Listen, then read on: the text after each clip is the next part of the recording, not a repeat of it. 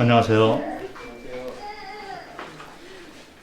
자, 오늘 그 만찬 예식에 대해서 말씀을 나누려고 합니다. 생활을 우리가 하는 도중에 그 좀 중요한 것이 있어요. 그게 뭐냐면 기본기가 있어야 되는 거거든요. 기본 뭐 운동을 생각할 때도 운동선수가 이제 기본기가 착실하게 갖춰져 있어야지 그 위에서 이제 그 실력이 점점 나아가는. 그래서 뭐 기본기 자체가 좀 미흡하다 하면 아무리 노력을 해도 이게 성장이 이렇게 더디고 그런 거를 생각을 할 수 있듯이 주님 안에서 우리가 신앙생활을 하는 것 있어서도 그 기본적인 그 교리가 상당히 중요합니다. 그런데 교회에서나 또 개인적으로 알고 있다라고 생각하는 그런 경우가 많이 있어요. 그런데 실제로 모르면서 사는 그런 경우가 거의 대부분이지 않나 이런 생각을 합니다. 그래서 특별히 복음에 대한 그 건전한 교리, 복음이 무엇인가, 그리고 성화에 대한 건전한 교리. 계속해서 요즘에 이제 성화에 대해서 말씀을 하고 있다가 또 한 가지 중요한 그 주제인 이 만찬에 대해서 이번 시간에 잠깐 나누려고 합니다. 만찬에 대해서 그동안 만찬의 의미와 내용에 대해서 여러 시간 동안 말씀을 나눴고요. 그리고 그런 것들이 다 이제 영상에 동영상으로 다 올라와 있는데, 오늘은 만찬 예식의 그 실행에 대해서 조금 말씀을 통해서 한번 살펴보려고 합니다. 그래서 이제 우리가 아까 사회보는 형제님께서 말씀하셨듯이 만찬 예식의 발전된 그런 좋은 면을 꿈꾸면서 여러 가지 것을 좀 실행을 해보려고 합니다. 그동안에 혹시 우리가 뭐 교회 유전이나 전통에 얽매여서 이렇게 했던 것들이 있다면 말씀을 통해서 한번 짚어나가면서 조금 더 좋은 방향으로 갔으면 하는 그런 마음이 있습니다. 만찬에 대해서 그 책이나 또는 어떤 가르침들이 그렇게 많지 않습니다. 거의 뭐 없다라고 이렇게 생각을 할 정도로 왜 그러냐면 일반 교회 같은 경우도 이제 이 같은 만찬에 대해서 이렇게 실행하는 부분에 중요시하지 않고 뭐 1년에 한 번이나 또 분기에 따라 또 어떤 교회는 이제 한 달에 한 번 이렇게 하고 있는데, 그나마 이제 저희 같은 경우가 매주마다 이렇게 하는 그런 그 경우이기 때문에 만찬에 대한 이런 그 건전한 교리가 사실은 우리 가운데 나와야 되지 않는가. 말씀 가운데 우리가 살펴보는 것들이 아무래도 만찬 예식 자체를 중요하게 생각하고 실행하고 있는 그런 교회 가운데서 이렇게 정립이 되어야 되지 않나 생각을 하는데, 여지껏까지 조금 미흡한 면이 없지 않아 있었습니다. 그래서 만찬에 대해서 뭐 성경에 나와 있는 것들을 좀 살펴보면서 정리할 것들을 정리해 나갔으면 좋겠습니다. 자, 만찬 예식의 그 실행에 있어서 먼저 명칭에 대해서 한번 살펴보도록 하겠습니다. 명칭에 대해서 이것도 뭐 여러 가지 그 용어를 사용하는 경우가 있어요. 그런데 고린도전서 11장 20절에 나와 있는 말씀을 보도록 하겠습니다. 고린도전서 11장 20절. 오늘 내용이 조금 많을 수도 있는데 뭐 그래도 해야 될 것 같습니다. 고린도전서 11장 20절을 보면 그런즉 너희가 함께 모여서 주의 만찬을 먹을 수 없으니, 그래서 여기 용어가 나옵니다. 주의 만찬이란 말이 나오잖아요. 그래서 성경에 나와 있는 이와 같은 용어를 우리가 그 채택해서 이 예식이 주의 만찬 예식이다라고 하는 것이 합당하다 생각을 합니다. 그리고 그 다음 절에 나와 있는 21절에 나와 있는 이는 먹을 때 각각 자기의 만찬을 먼저 갖다 먹음으로 이렇게 나와 있는데, 이게 구분이 되는 거죠. 자기의 만찬과 주의 만찬이 다르게 나와 있는 것을 볼 수 있는데, 여기 나와 있는 자기의 만찬은 여기 손을 넣으시고 유다서 12절을 보겠습니다. 유다서 12절에 다른 말로, 다른 용어로 또 이 각자의 만찬을 설명하는 것이 있는데, 유다서 12절을 보면 그들은 기탄 없이 너희와 함께 먹으니 너희의 애찬에 암초요, 이렇게 나와서 애찬이란 말을 사용을 하고 있는 거죠. 그래서 이거는 loving feast라는 그 영어로 하면 그렇게 돼서 사랑으로 서로 나누는 그런 그 음식. 그래서 신약교회 이런 모습들 가운데 애찬의 모습들이 많이 나와 있는 것을 볼 수 있는데, 이것은 애찬이죠. 그래서 각자가 음식을 준비해서 이렇게 같이 나눠 먹는 그런 것들을 이제 각자의 만찬이나 또는 애찬이나 이런 용어를 사용하고 있지만, 성경에 나와 있는 주의 만찬은 다른 것입니다. 우리가 드리고 있는 떡과 잔을 중심으로 주님을 기억하는 이와 같은 예식이 주의 만찬 예식이 되는 거예요. 그래서 이와 같이 우리가 분류를 할 필요가 있는 것입니다. 그런데 이 주의 만찬을 우리가 이 용어를 생각할 수 있는데, 주의 만찬을 설명하는 성경 구절 가운데 또 다른 그 명칭을 우리가 유추해낼 수 있는 것이 있습니다. 예를 들어서 찾지는 않겠지만 사도행전 2장 42절, 46절, 사도행전 20장 7절 이런 데 나와 있는 떡을 뗀다 이런 말이 있잖아요. 그래서 breaking bread 이렇게 해서 떡을 떼는 이 예식. 그래서 어떤 경우는 이제 영어권이나 이런 데서 이제 breaking bread 이렇게 해서 이제 그 떡을 떼는 예식이라는 명칭으로 이렇게 사용하는 경우가 있지만, 이 용어보다는 주의 만찬이 더 합당하다 생각을 한 이유가 뭐냐면, 우리가 이제 떡과 잔을 떼잖아요. 예, 그래서 떡을 뗀다라는 이 말이 조금 한쪽으로 이렇게 설명이 부족한 부분이 없지 않아 있다 생각을 하기 때문에 주의 만찬이 더 합당하다라는 생각이 들고, 그리고 또 하나의 그 용어를 사용하는 경우가 있는데, 어디서 나온 얘기냐면 고린도전서 10장 16절 17절을 보면 그리스도의 피에 참여한다, 그리스도의 몸에 참여한다 이런 말이 있습니다. 그래서 이 참여라는 말이 커뮤니온이라는 말로 이렇게 영어로는 표현을 해서 커뮤니온 서비스 이렇게 얘기를 합니다. 자, 그런데 이것도 이 용어는 교제를 강조하는 그 용어가 되는 거예요. 그래서 우리가 만찬 예식, 주의 만찬 예식은 주님과의 교제 그리고 성도 간의 교제가 포함이 되어 있지만, 그렇다고 해서 이것이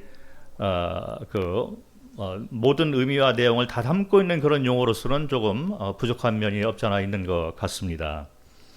또 하나의 용어가 있는데, 마태복음이나 또 누가복음, 마가복음 이런데 또 고린도전서 이런데 보면 떡과 잔을 먹고 마시기 전에 감사하는 장면이 나오잖아요. 그래서 감사 기도를 먼저 드리기 때문에 이거를 Thanksgiving 서비스 이렇게 해서 그 감사하는 예식이다, 뭐 이렇게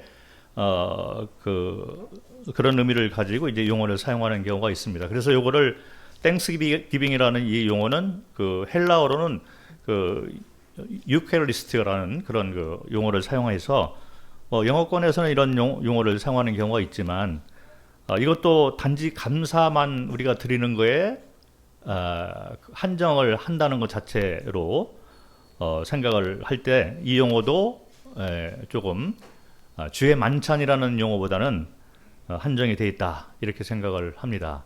결론적으로 명칭을 우리가 그 성경 가운데 이렇게 찾아낼 수 있는 것은 뭐냐면 주의 만찬이라는 것이 가장 적합한 그런 명칭이다. 그래서 The Lord's Supper 이런 말을 하잖아요. 그래서 주의 만찬 이 용어가 맞는 것 같습니다.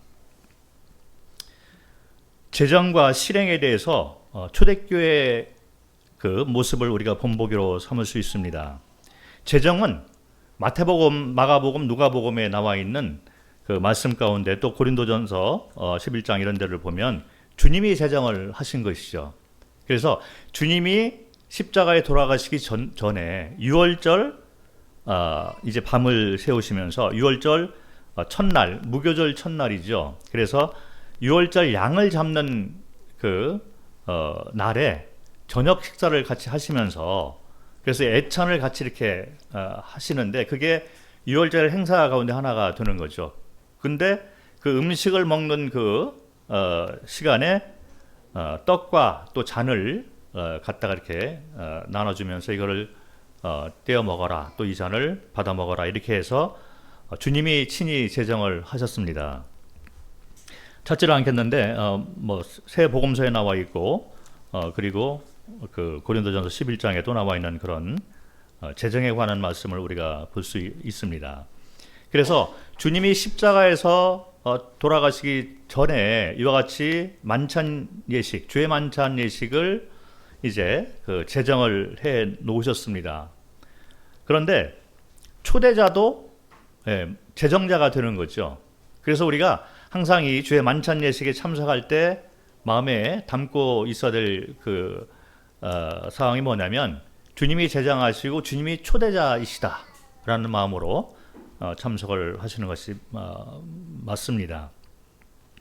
그래서 이렇게 제정을 해 놓으셨는데 사도행전과 또 성경을 이렇게 바라보면 초대교회 가운데서 성도들이 구원받은 성도들이 모여서 이 만찬 예식을 주의 만찬 예식을 행하는 것을 살펴볼 수가 있습니다. 그래서 사도행전 2장 42절 보면 모여서 떡을 떼었다 이런 말을 잠깐 보도록 하겠습니다. 사도행전 2장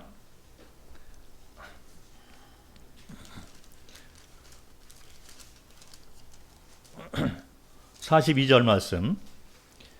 그들이 사도의 가르침을 받아 서로 교제하고 떡을 떼며 오로지 기도하기를 힘쓰니라. 자, 그런데 이때 처음에 이 떡을 뗀다, 그래서 만찬 예식을 하는 것을 볼 수 있는데 46절을 보면 날마다 마음을 같이하여 성전에 모이기를 힘쓰고 집에서 떡을 떼며 그 음식을 먹고 이렇게 나와 있어서 날마다 모였던 그런 모습을 우리가 유추해낼 수가 있습니다. 그래서 사도행전에 이제 초대교회 모습들이 나오는데 처음 시기에는 이게 날마다 이와 같이 모여서 음식을 먹고 그 가운데 또 떡을 떼고 이 주의 만찬 예식을 행했던 것을 볼 수가 있는데 사도행전의 이 뒷부분으로 가고 또 서신서에 이렇게 나와 있는 말씀들을 보면 교회가 이제 어느 정도 이게 정립이 되잖아요. 그럴 때의 모습은 뭐냐면 일주일에 한 번 하는 것으로 나와 있는 것을 볼 수 있습니다.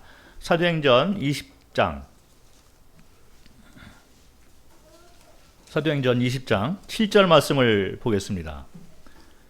그 주간의 첫날에 그 주간의 첫날은 주일을 얘기를 하는 거예요.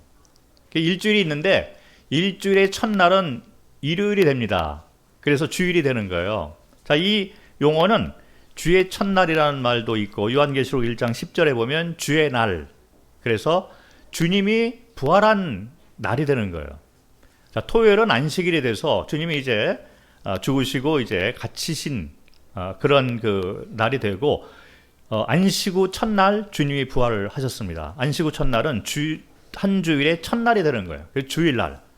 우리가 이와 같이 주일날 모여서 집회를 하고 있는 이유도 주님의 부활을 기념하기 위해서 주일날 모이는 거죠. 그래서 사도행전 20장 7절에 나와 있는 바와 같이 그 주간의 첫날에 우리가 떡을 떼려 하여 모였더니, 자, 이 모이는 목적이 주의 만찬을 행하기 위해서 모인 것을 볼 수가 있습니다.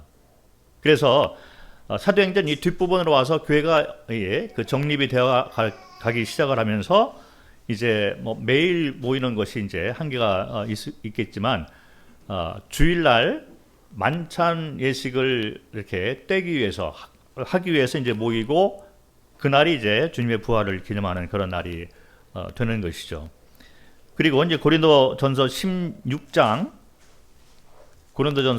보면 2절을 보겠습니다. 매주 첫날에 너희 각 사람이 수입에 따라 모아두어서 내가 갈 때 연보를 하지 않게 하라. 그래서 일주일의 그 첫날 부활을 기념하기 위해서 주일날 모여서 주의 만찬 예식을 행하고 이때 이제 헌금들을 가져와서 헌금을 모아서 다른 데 돕는 또 그런 일들을 하는 걸 볼 수 있습니다. 이것이 이제 초대교회의 모습인 것이죠. 그래서 시기를 볼 때 우리는 방금 읽은 그와 같은 성경 구절들을 기반으로 생각할 수 있는 것이 주일날 부활을 기념하는 그 날을 택해서 이제 성도들이 같이 모여서 그때 모여서 주의 만찬 예식을 행했던 것을 볼 수가 있습니다. 그래서 이와 같은 주의 만찬 예식이 성도들이 모일 때마다 주일날 모일 때 이제 행했던 것을 볼 수가 있는데, 언제까지 이와 같은 주의 만찬 예식을 행하느냐 하면 말씀에 나와 있듯이 고린도전서 11장 26절에 너희가 이 떡을 먹고 잔을 마실 때마다 주의 죽으심을 오실 때까지 전하는 것이다. 그래서 주님이 오실 때까지 우리는 이 땅에 머무는 동안에, 다시 말씀을 드리면 전쟁 중에, 전쟁이 끝난 것이 아닙니다. 전쟁 중에 이와 같은 주의 만찬 예식을 행하는 것이죠. 그래서 복음서에 나와 있는 주님이 이제 이 주의 만찬 예식을 제정할 때도 주님이 다시 오실 때는 이와 같은 떡과 잔의 이 상징을 통해서 내가 너에게 나타나지 않는다. 그래서 주님이 오시면 우리가 주님을 대면해서 만나잖아요. 그래서 이와 같은 상징적인 예식이 필요가 없게 되기 때문에 주님이 오시는 그때까지 우리는 전쟁 중에 이 땅에 머물면서 이와 같은 주의 만찬 예식을 행하는 것입니다. 자, 그러면 형식에 대해서 한번 살펴보도록 하겠습니다. 형식은 어떤 것이 있냐면, 우리가 지금 오늘 이렇게 만찬 예식을 행했는데 이와 같은 예식이 성경에 나와 있을까? 나와 있는 게 있습니다. 어떤 것이 있냐면, 주님께서 제장하실 때 먼저 이 떡을 가지시고 이제 감사하셨죠. 그리고 이제 멘트를 하시고 이 떡을 뗐고, 잔도과 같이 감사하고 뗐고, 이렇게 하는 것이 담겨 있는데, 이와 같은 것이 형식이잖아요. 그래서 우리가 지금 오늘도 이제 그와 같은 형식에 의해서 먼저 떡을 가지고 감사하고 이제 나누고, 그 다음에 잔에 대해서 이제 또 감사하고 같이 나눴던 것이 형식인데, 왜 그 전에 이제 기도들을 하고 감사와 찬양을 이렇게 하고 이렇게 하냐면, 이것을 행함으로 나를 기념하라는 말이 있습니다. 그래서 이 기념하는 그것을 각자의 고백으로 이제 하고 있는 거예요. 언제부터 이와 같은 형식으로 우리가 자리를 잡았는지, 저는 그 브레드린 교회 또는 다른 일반 교회에서 행하고 있는 만찬 예식의 이 형식에 대해서 언제부터 이것이 정책됐는지는 우리가 성경에서 잘 형식에 대해서는 찾아볼 수 없지만, 그러나 성경에서 이렇게 우리가 말씀을 통해서 생각할 수 있는 것은 그 떡을 먼저 가지고 감사하고 떼고, 그 다음에 잔을 감사하고 떼고 이렇게 하는데, 그 전에 나를 기념하라는 이 말씀 때문에 기념하는 그런 그 고백들을 이제 하는 거죠. 그래서 시간을 정해놓고 모여서 주님을 기억하는 그와 같은 고백들을 하고, 그리고 이제 떡과 잔을 띄는 이와 같은 형식이 나오지 않았나, 이렇게 생각을 하게 됩니다. 자, 그런데 어떤 분들이 그런 질문을 하는 분들이 있습니다. 저도 그 질문을 상당히 많이 받았어요. 음식을 먹으면서 같이 해야 되는 거 아니냐? 애찬이 있고, 애찬의 그 도중에 이제 주의 만찬이 이런 예식이 행해져야 되는 거 아니냐? 왜냐하면 성경에 그렇게 주의 만찬을 얘기를 할 때 음식을 먹는 것이 계속 나오는 걸 볼 수 있습니다. 그래서 아까 말한 그 사도행전 2장 이럴 때도 이제 모여서 음식을 먹고 떡을 떼고 이런 모습들, 그리고 고린도전서 11장에도 그런 모습이 있잖아요. 그리고 10장에도 그 앞뒤 문맥을 살펴보면 음식에 관한 얘기를 하고 있는 거예요. 그래서 음식을 같이 모여서 먹을 때 어떤 그 성도가 이제 우상에게 드렸던 그 제물을 가지고 먹는 모습을 보고 연약한 성도가 이렇게 그 시험을 받을 수 있다. 그 설명을 하는 가운데 이제 주의 만찬, 떡과 잔의 의미를 얘기를 하는 걸 볼 수 있습니다. 그래서 이것이 다르다, 이런 얘기를 하고 있는 거죠. 그리고 고린도서 11장에도 먼저 모여서 음식을 먹는데 시장한 사람들이 먼저 먹고 이런 문제들이 있어서 거기에 대해서 경고를 하면서 주의 만찬 예식에 대해서 설명을 하는 걸 볼 수 있습니다. 그것이 바로 고린도전서 11장 내용이 되는 거죠. 그래서 이와 같은 성경 구절을 볼 때 그러면 이제 우리도 이 음식을 먹으면서 그 가운데 주의 만찬 예식을 행하는 것이 합당하지 않느냐 이렇게 질문하는 분이 계십니다. 자, 그런데 여기 보면 고린도전서 11장을 보도록 하겠습니다. 고린도전서 11장 34절 말씀을 보겠습니다. 만일 누구든지 시장하거든 집에서 먹을지니 이런 말이 있어요. 자, 이것은 뭐냐면 아까 말씀드렸듯이 고린도전서 11장 20절에는 주의 만찬이라는 용어가 나와 있지만 21절에는 각자의 만찬이 나오잖아요. 이것은 애찬을 얘기를 하는데 이 애찬과 만찬이 이게 분류가 되어 있는데 만약에 애찬하는 문제 때문에 너희가 다툼이 있거나 나눠짐이 있거나 불편하고 그렇게 하면 34절에 무슨 말을 하냐면 만일 누구든지 시장에서 먼저 먹기를 원하고 그러면 배고파서 못 견디겠으면 집에서 그냥 먹고 와라 이런 얘기예요. 그래서 여기 모였을 때는 주의 만찬을 아주 신중하게 해라 이런 얘기를 하고 있기 때문에 구태여 우리가 만찬과 애찬을 같이 포함시켜서 하나의 예식으로 설명하는 것은 문제가 있다라고 생각을 합니다. 그래서 주의 만찬과 이런 성도들이 이렇게 서로 먹고 마시는 이 애찬은 완전히 이렇게 분류가 되어 있는 것을 볼 수가 있는 거죠. 그 애찬은 사랑의 교제 이런 측면에 우리가 생각을 할 수 있지만 주의 만찬은 그거보다 훨씬 더 범위가 넓은 의미를 담고 있습니다. 그래서 애찬과 이거를 같이 이렇게 묶어서 하나의 예식으로 우리가 할 필요는 없다. 주의 만찬은 분리가 되어 있다라고 분별을 하시면 될 것 같습니다. 그리고 이 떡을 이제 먹고 잔을 마시고 이렇게 하는데 이것이 이제 한 잔이냐 각 잔을 사용해도 되느냐 이런 문제를 가지고 또 다툼이 있고 뭐 다른 의견들이 있을 수 있습니다. 그리고 이 떡이 어떤 요소가 들어가야 되고 잔이 뭐 포도주가 꼭 이렇게 돼야 되고 이런 거에 대해서 논쟁을 하는 경우가 있는데 사실은 이것이 상징이죠. 상징과 예표를 얘기하는 것이지 카톨릭 교회가 가르치는 것처럼 이 떡과 잔이 실제 예수 그리스도의 몸과 피다라고 얘기를 하면 상당한 무리가 있는 거죠. 자, 이것은 상징을 얘기를 합니다. 마치 이런 거죠. 우리가 어머니의 사진을 이렇게 가지고 와가지고 소개를 합니다. 자, 이것이 저희 어머니입니다. 이렇게 얘기하면 이 사진 자체가 어머니라고는 안 믿는 거죠. 그 사진 속에 들어가 있는 이 모습이 어머니의 모습이라는 얘기를 하고 있는 것이지, 이 사진을 갖다 이렇게 보여주면서 이것이 저희 어머니입니다. 이렇게 얘기를 해서 이 사진 자체가 어머니라고 믿는 사람이 없는 거죠. 마찬가지로 이 앞에 놓여 있는 이 떡과 잔은 상징을 얘기를 하고 있고, 그래서 의미와 그 안에 담겨 있는 이런 교훈, 원리 이런 것들을 우리가 중요시할 필요가 있습니다. 그래서 사실은 이것이 뭘로 만들어졌고 뭐 이런 거에 대해서 논쟁을 할 필요가 없고, 저도 이제 태국에 가서 이 교회의 기초들을 이렇게 하나 놓는 그때 이런 거를 설명을 다 해서 태국 교회 같은 거는 처음부터 그런 논쟁에 휩쓸리지 않은 그런 경우가 되었습니다. 그래서 한 잔이다, 뭐 각 잔이다.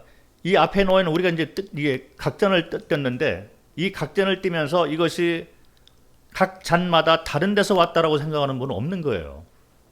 이 떡을 우리가 이렇게 미리 이렇게 해놔서 위생을 위해서 이제 장갑을 끼고 이렇게 나눠 줍니다.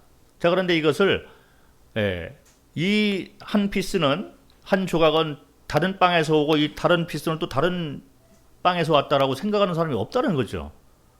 우리가 다 알고 있듯이 한 떡으로부터 나와 있는 거죠. 한 잔으로부터 나와 있는 거죠. 그래서 그 같은 어떤 눈에 보이는 어떤 이런 그 외식적인 어떤 그런 것들에 대해서 너무 집착할 필요가 없다라고 생각을 합니다.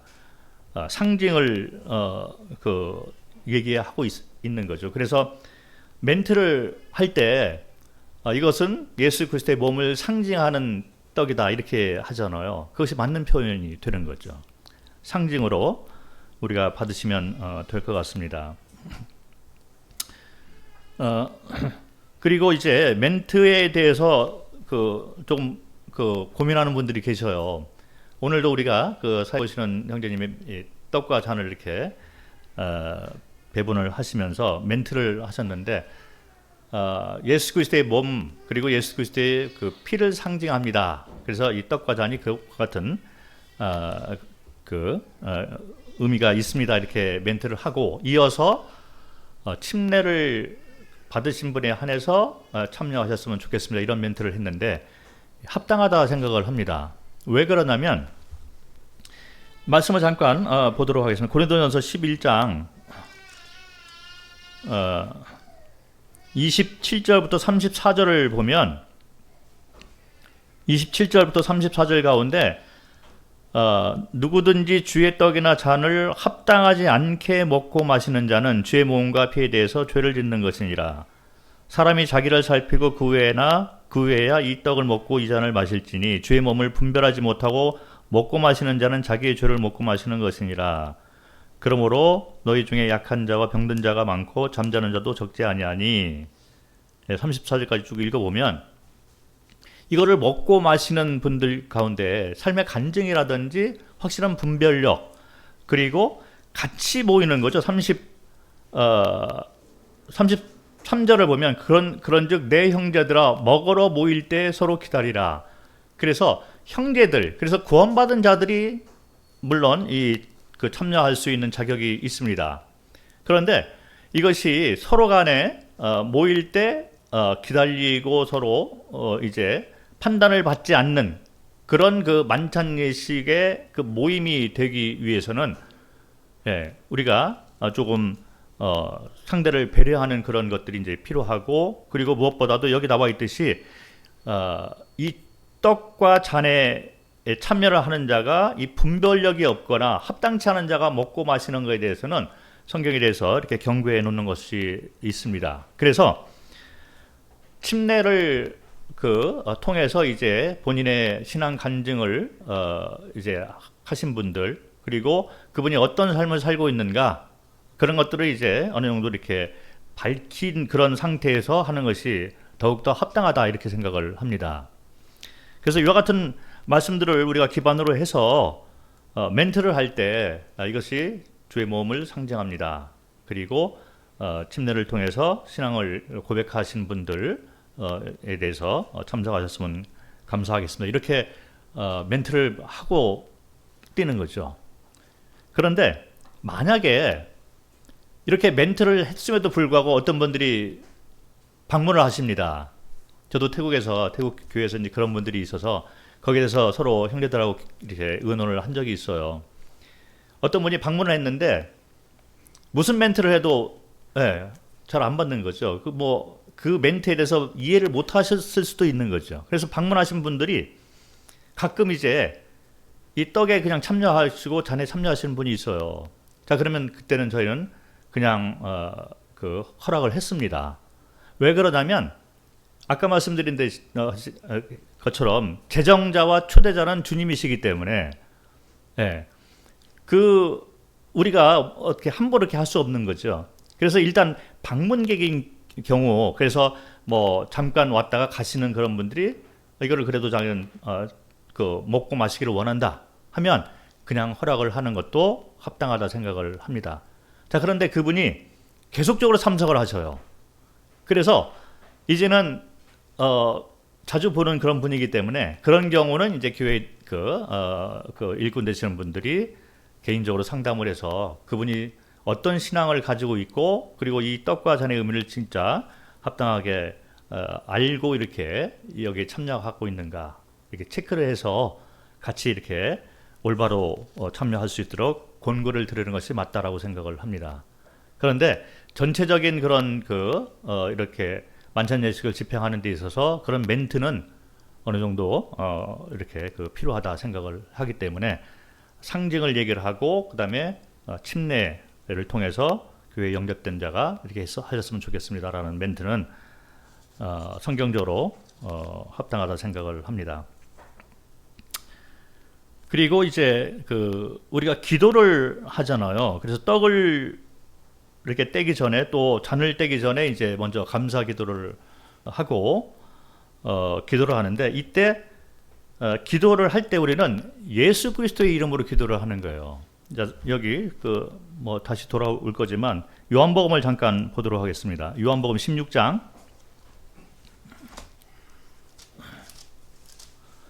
요한복음 16장 23절, 24절, 26절을 읽겠습니다. 그날에는 너희가 아무것도 내게 묻지 아니하리라. 내가 진실로 진실로 너에게 이르노니 너희가 무엇이든지 아버지께 구하는 것을 내 이름으로 주시리라. 지금까지는 너희가 내 이름으로 아무것도 구하지 아니하였으나 구하라. 그리하면 받으리니 너희 기쁨이 충만하리라. 26절에 그날에 너희가 내 이름으로 구할 것이요. 이렇게 나와 있습니다. 그래서 우리가 기도하는 것은 예수 그리스도의 이름으로 기도하는 거예요. 그런데 모임의 이 전통과 이런 유전 가운데 뭐가 있냐면 언제부터 그렇게 하는지 모르겠지만 저도 뭐 교회를 다니면서 그런 이렇게 기도하는 경우가 많이 이렇게 있어서 자주 듣곤 했는데 예수 그리스도의 이름으로 이 떡에 참여하겠나이다 이런 거 있잖아요. 예수 그리스도의 이름으로 이 잔에 참여하겠나이다 이런 것은 사실은 그전에는 기도를 했습니다. 그런데 기도하는 마무리가 예수 그리스도의 이름으로 이 떡에 참여를 한다? 자, 이것이 기도인지 아니면 참여하겠다는 얘기인지 이게 성경적으로 조금 이렇게 합당치가 않고 오히려 전통과 유전이었다 이렇게 생각을 합니다. 그래서 어떤 교회는 그거 가지고 계속 논쟁을 하는데 명확하게 이렇게 정리가 안 되는 경우가 많이 있더라고요. 그런데 성경을 보면 우리는 기도를 하는 것입니다. 그래서 예수 그리스도의 이름으로 기도를 드립니다라가 맞는 거죠. 그래서 기도를 하고 이 기도를 마무리할 때 예수 그리스도 이름으로 기도합니다. 이렇게 기도를 하는 것이 맞다라고 생각을 합니다. 자, 그리고 성령의 인도하심과 정해진 순서에 따라서 하는 이 거에 대해서도 조금 뭐 다른 의견들이 있을 수 있는데 저희 같은 경우는 이제 떡을 시간이 되면 정해진 시간이 있기 때문에 맨 처음에 이제 뭐 찬송을 먼저 이렇게 드려서 이제 만찬 예식을 시작을 하는 것이죠. 그리고 난 다음에 아까 사회자가 말씀하셨듯이 정해진 시간이 되면 그날 사회 보는 분이 이제 떡을 떼기 위한 기도를 하는 거죠. 그래서 이와 같은 시간의 제한이 있고 그렇기 때문에 떡을 위해서 기도하는 분과 또 잔을 위해서 기도하는 분을 정해놓는 것도 틀린 얘기는 아니다. 마치 우리가 말씀을 이렇게 정해서 이렇게 기도하는 가운데 준비하라고 얘기를 합니다. 그리고 사회 보는 분이 또 따로 있잖아요. 이거는 교회 질서를 얘기를 하고 있기 때문에 그와 같은 운영 방식도 괜찮다라고 생각을 하는데 그 전에 시간이 되기 전에 이제 자유롭게 이렇게 찬송을 선택을 하고 기도를 하고 말씀을 읽고 이런 것은 성령의 인도하심에 따라서 하시는 거죠. 그래서 이 성령의 인도하심에 우리가 의탁을 하는 것과 또 교회 질서를 위해서 정해진 순서에 따라서 운영을 하는 이 방식이 같이 나가는 것도 괜찮다라고 생각을 합니다. 그리고 이것이 어떤 분들은 만찬 예배라고 하시는 분들이 있어요. 이것도 하나의 전통이고 그리고 우리가 그동안 써왔던 그런 용어로 생각을 합니다. 그런데 예식이죠. 그런데 그 예식 가운데 이제 예배가 포함되어 있는 예식이에요. 왜 이런 말을 할 수 있냐면 자, 여기 고린도전서 11장을 한번 보도록 하겠습니다. 고린도전서 11장 24절 25절을 읽겠습니다. 축사하시고 떼어 이르시되 이것은 너희를 위하는 내 몸이니 이것을 행하여 나를 기념하라 하시고 식후에 또한 이와 같이 잔을 가지시고 이르시되 이 잔은 내 피로 세운 새 언약이니 이것을 행하여 마실 때마다 나를 기념하라 하셨으니. 자, 여기 보면 행하여라는 말이 있습니다. 그리고 이것을 행함으로 나를 기념하라 라고 나와 있습니다. 기억하라는 얘기죠. 자, 그래서 행하라 이 말은 예식을 얘기를 하고 있는 거예요. 그 예배가 아닌 것입니다. 행함은 예식에 관한 그런 용어가 됩니다. 그래서 주의 만찬은 예식이 됩니다. 그런데 이 예식을 통해서 나를 기억하라라고 했기 때문에 예배가 포함되어 있는 예식이 되는 거죠.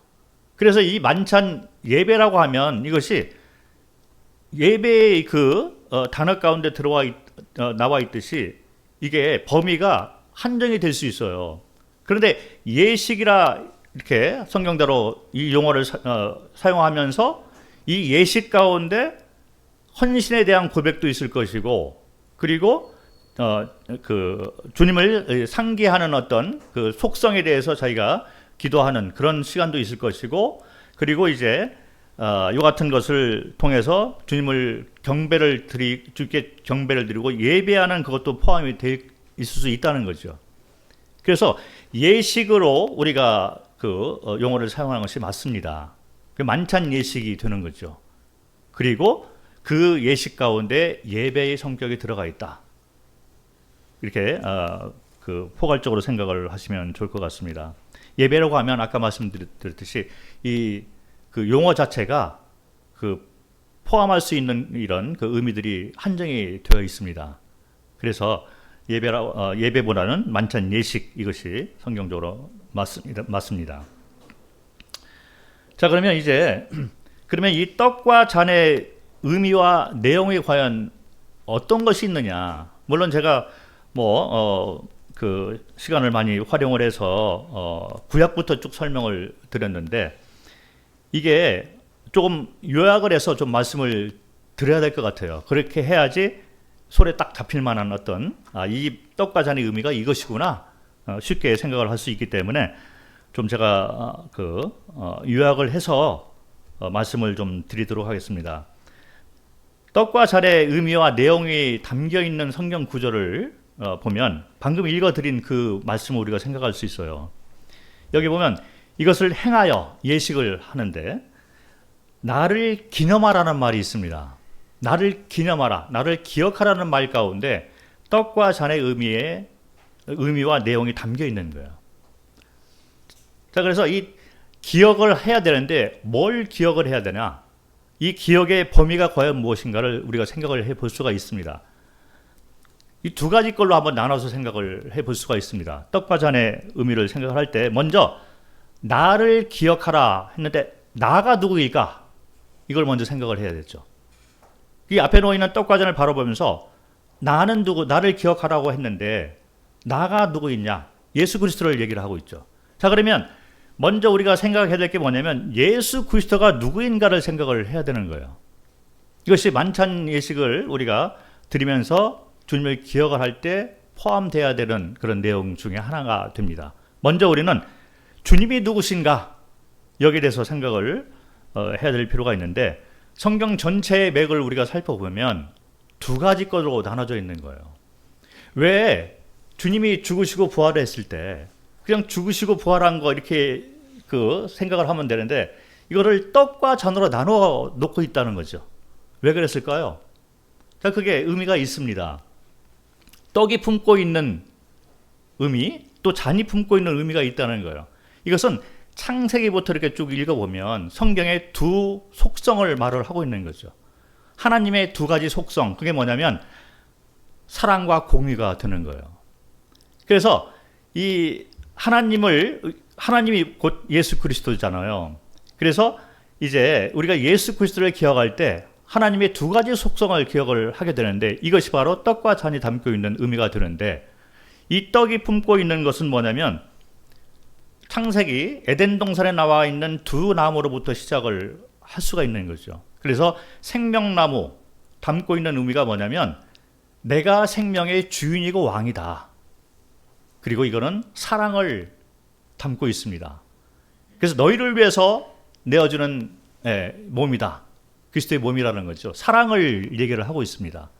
그래서 떡을 우리가 이게 생각할 때 이분이 나의 생명의 주인이시고 창조주이시고 나아가서 왕이시고 사랑이 풍요로우신 분, 나를 그래서 사랑과 은혜로 이끄시는 그런 분, 이것이 이제 떡이 담고 있는 의미가 되고, 에덴 동산에 심겨져 있는 또 하나의 나무가 있는 것은 선과 악을 알게 하는 나무.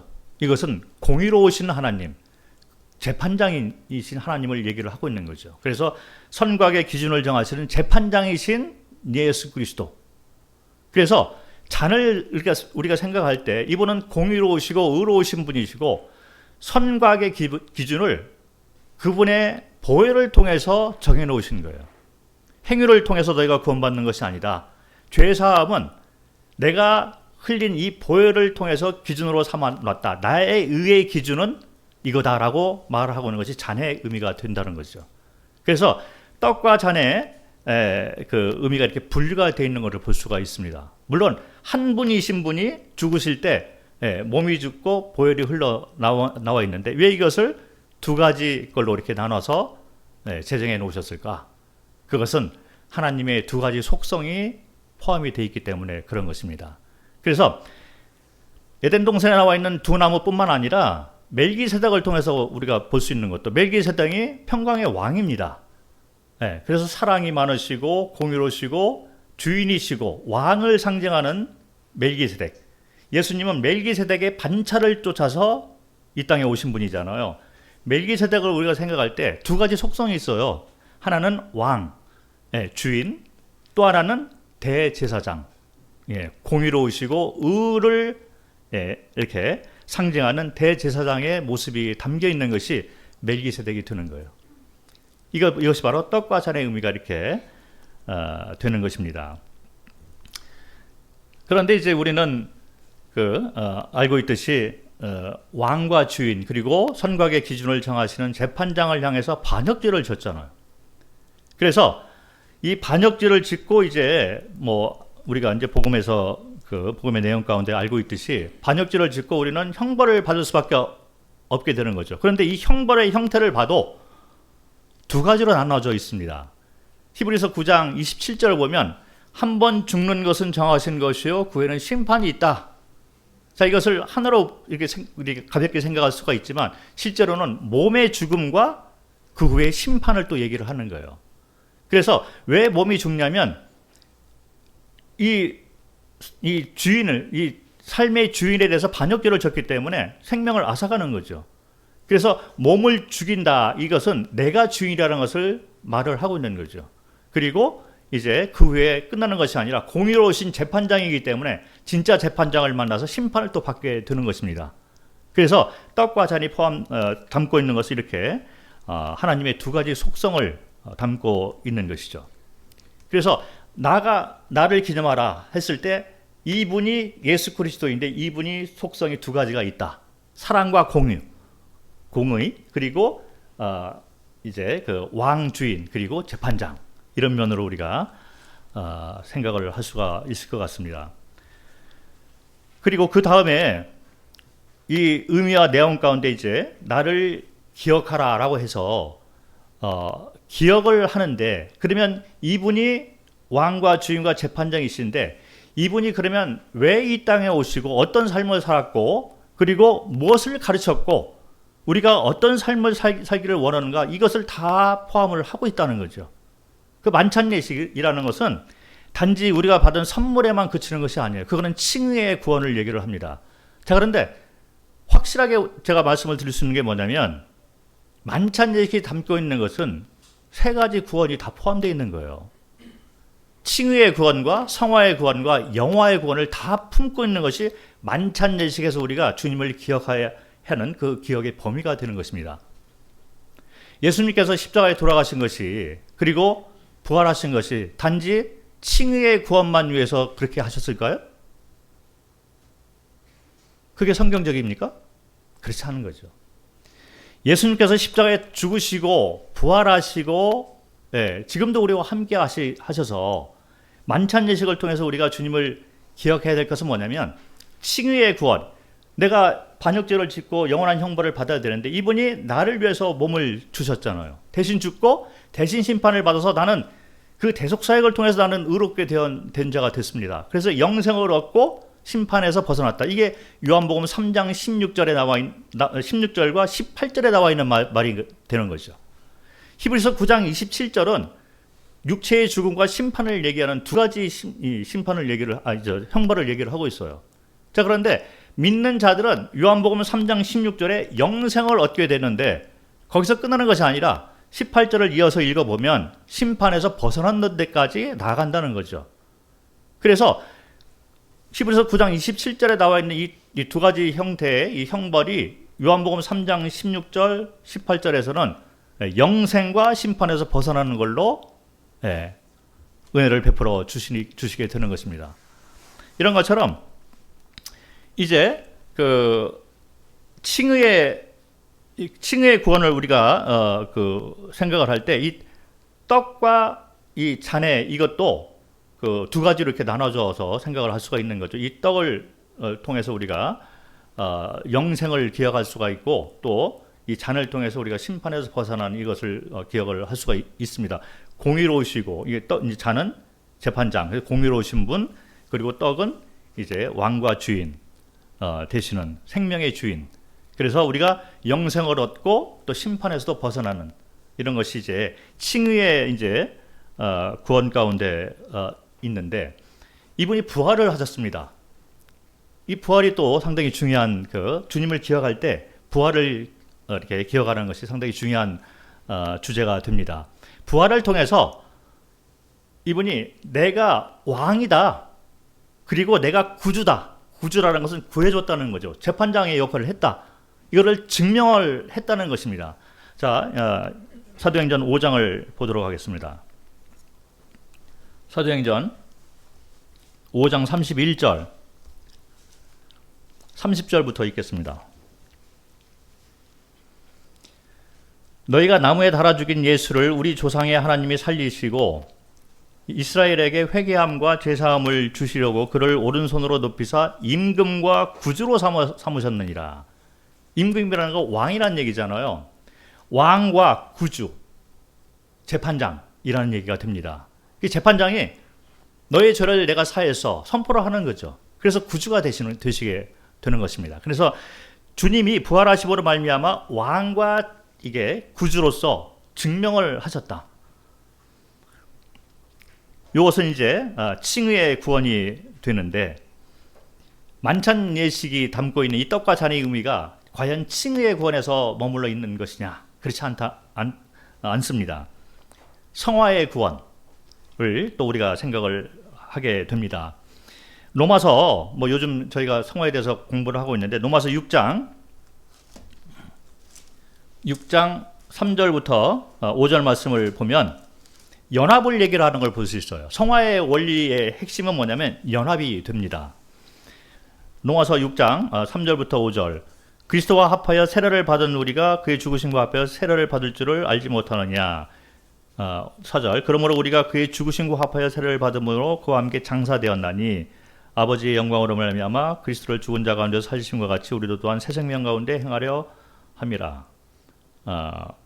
그리고 5절에 만일 우리가 그의 죽으심과 같은 모양으로 연합한 자가 되었으면 또한 그의 부활과 같은 모양으로 연합한 자도 되리라. 그래서 죽음과 장사됨과 부활을 얘기를 하고 있는데 우리도 같이 죽고 장사되고 같이 부활을 했다는 얘기를 하고 있는 거예요.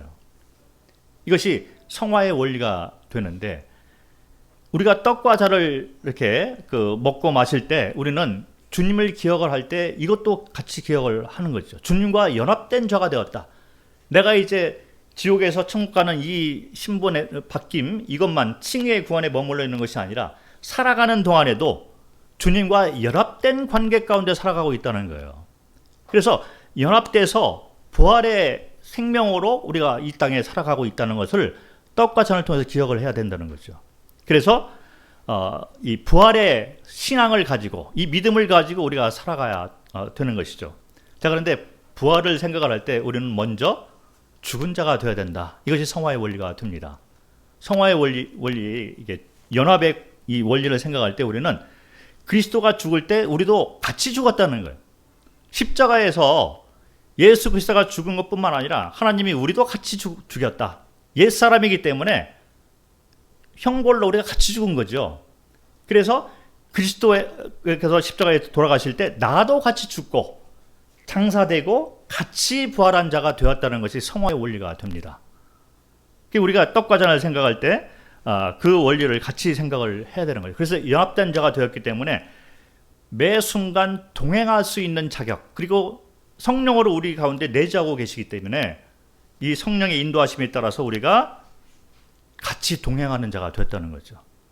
그래서 이 세상에 우리가 살 때 뭐 좌절하고 뭐 어려운 일을 당해서 여러 이제 그 환난 가운데 있다 할지라도 떡과 잔을 바라보면서 우리는 연합된 자, 부활한 자, 동행하는 자, 언약의 관계 가운데 함께하고 있는 자, 성령의 내주한 자, 성령의 인도하심을 받고 있는 자, 이런 것들을 다 우리가 기억을 해야 됩니다.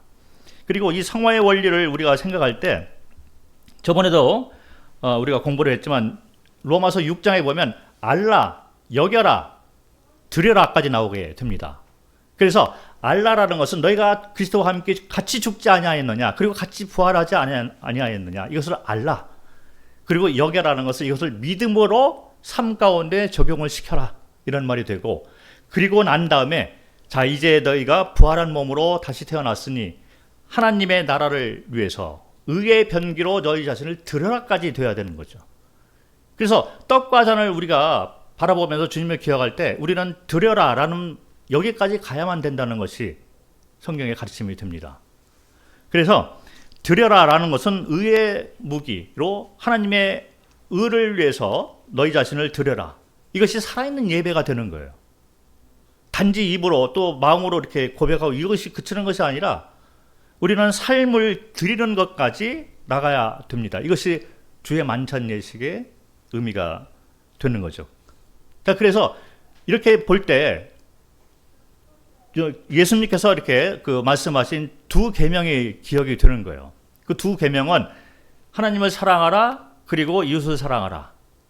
이웃을 사랑하는 이것까지 우리가 만찬 예식을 하면서 주님을 기억하면서 생각을 해야만 되는 그런 주제가 됩니다. 그래서 하나님을 사랑하는 것이 먼저 돼야 되는 거죠. 그래서 그리스도를 사랑하는 그 사랑의 강권하심을 통해서 우리는 이웃을 사랑하게 되는데, 이 떡이 하나, 잔이 하나인 것처럼 한 지체인 성도를 사랑하게 되고, 그리고 그리스도께서 본을 보여주시고 우리에게 가르치시고 명령하신 것처럼 땅끝까지 이르러 복음을 전하는 삶, 영혼 사랑을 기억을 해야만 되는 거죠. 그래서 고린도전서 11장 26절에 너희가 이 떡을 먹고 잔을 마실 때마다 주의 죽으심을 오실 때까지 전하라, 이런 말을 하고 있는 거예요. 우리는 이와 같이 드리는 삶까지 나아가서 살아있는 예배를 드리고 이래가지고 성도를 사랑하고 또 영혼을 사랑하는 데까지 나가야 되는 것입니다.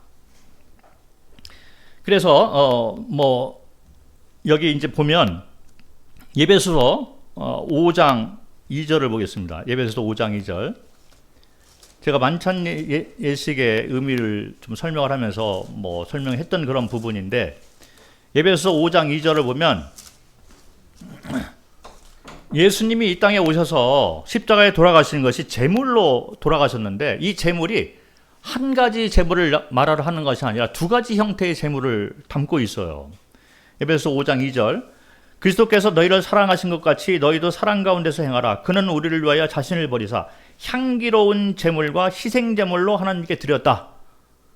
찾지는 않겠지만 이와 같은 두 가지 그 제물의 형태에 대해서 히브리서 8장 3절, 10장 5절, 6절, 8절 이런 데 보면 나눠져 있다는 걸 우리가 보게 됩니다. 자, 이게 떡과 잔이 나눠져 있는 것처럼 예수님이 이 땅에 오셔서 제물로 자신을 드리는데, 이것이 어떤 형태의 제물이냐면 향기로운 제물, 이것은 왕께 드리는 제물이 됩니다. 그래서 이 레위기서에 나와 있는 5가지 예물 가운데 그 제사법 가운데 이제 번제, 소제, 이런 것들 이제 이런 것들이 이제 그 태워서 드리는 거거든요. 그래서 왕께 드리는 예물이 되는 거예요. 아브라함이 이삭을 드릴 때 예물로 드렸습니다. 속죄 제물로 드린 것이 아니죠. 속죄 제물이 또 따로 하나 더 있는데, 이것은 죄를 졌을 때 그 죄를 대신해서 이제 그 제물을 드리는 거죠. 그래서 이거는 속죄제가 되는 거예요. 그 죄와 관계되어 있는 것이 이제 속죄제가 되는데, 왕에게 이렇게 경배의 어떤 표식 이런 걸로 드리는 제사가 바로 이제 제물이 향기로운 제물, 예물이 됩니다. 이 떡과 잔을 생각할 때 우리는 왕께 드리는 예배, 이것이 바로 떡의 의미가 담겨 있고, 이 잔을 생각할 때는 이게 이 죄사함을 위해서 흘리는 나의 보혈이다 하잖아요. 그래서 이거는 속죄 제물의 성격이 담겨 있는 것입니다. 그래서 예수님께서 친히 이 땅에 몸을 가지고 오셔서 죽으셨는데, 이것이 제물로 이제 드려졌는데, 이 제물의 성격이 왕께 드리는 제물의 성격과 그 다음에 속죄죄를 위해서 희생제물로 드리는 성격이 있다는 거죠. 이런 것처럼 우리도 우리 삶을 살아있는 예물로 드리는 거죠. 왕께 예물로 드리고, 또 나아가서 화목케 하는 직책, 말씀을 가지고 화목케 하는 직책의 희생제물의 삶을 살아야 된다. 이 두 가지 것을 우리가 다 포함을 하고 있어야 된다는 것입니다. 우리가 살아있는 예배를 드려야 되는데, 이 살아있는 예배는 왕께 드리는 예물, 그리고 복음을 전하고 화목케 하는 직책을 담당하는 대제사장의 이런 그 삶, 희생제물의 삶을 우리가 생각을 할 수가 있습니다. 그래서 고린도전서 10장은 성도 사랑, 한몸 원리, 그리고 교회 원리를 얘기를 하는 거예요. 그리고 고린도전서 11장은 이제 26절에 보면 복음을 전파하라, 이런 교회의 사명을 또 얘기를 하고 있습니다. 이런 것들을 떡과 잔은 우리가 이렇게 앞에 놓고서 주님을 기억할 때 다 이렇게 포괄적으로 기억을 할 필요가 있습니다.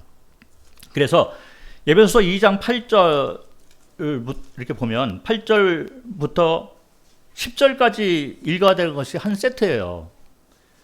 자, 우리는 8절과 9절을 읽고서 거기서 멈추는 경우가 많은데 10절까지 포함이 돼야 됩니다. 8, 9절은 은혜로 이제 구원받고 이것은 선물이다. 그래서 행위에서 난 것이 아니다. 자, 근데 10절을 읽어야 되는데 10절을 보면 우리는 그가 만드신 바라 그리스도 예수 안에서 선한 일을 위하여 지음을 받은 자니 이 일은 하나님이 전에 예비해서 우리로 그 가운데 행하게 하려 합니다. 너희 자신을 드려라, 이런 말을 하고 있어요. 자, 이제 너희가 은혜를 받은 자이니 거기서 머물러 있는 것이 아니라 너희 삶을 드리는 삶의 예배를 드려라, 이렇게 얘기를 하고 있는 거예요. 그래서 이 떡과 잔을 우리가 바라보면서 주님을 기억할 때 은혜를 기억을 하고 공의로우신 분을 기억을 하고 이제 나의 삶을 드리는 고백까지 나와야 된다는 것입니다. 베드로전서 2장 9절 또 읽도록 하겠습니다. 베드로전서 2장 9절.